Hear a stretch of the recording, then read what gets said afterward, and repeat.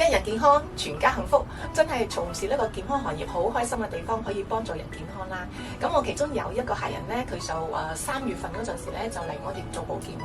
佢話葉師傅，我唞氣唞唔順啊咁唞氣唞唔順係心臟呢邊咧。咁我就話你係可能會壓迫神經喎。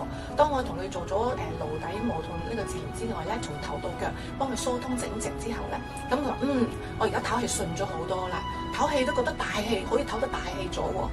跟住尾咧，佢就話我好擔心啊，我8月1號咧要通波仔啊咁講喎。話咦，我哋有方法可以幫到你唔使通喎。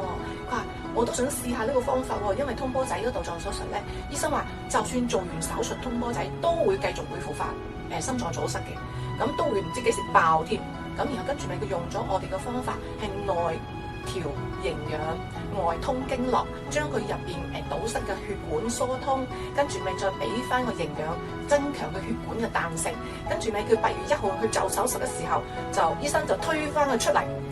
你個血管通咗，唔使做手術啦。咁我哋嗰個客人咧，久唔久都會嚟做翻啲保養咯。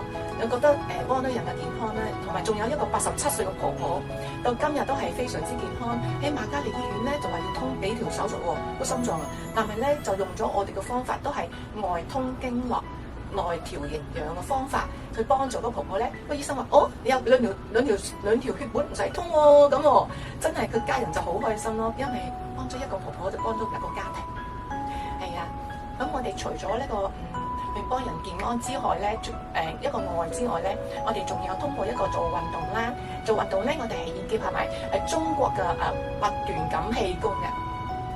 咁出邊好多人嘅 YouTube 都有八段錦氣功喎。我哋嘅八段錦同人哋唔同嘅地方咧，係因為我哋以經絡穴位打通全身，去幫助你點樣將我哋身體去打通人體嘅任督二脈，係10經絡打通任督二脈嘅，一定要嚟試下。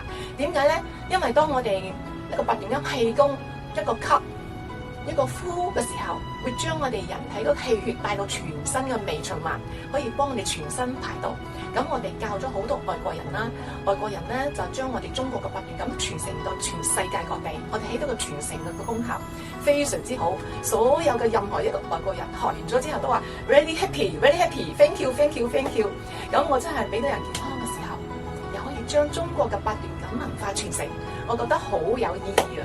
大家可以一齊嚟喺九龍公園等你。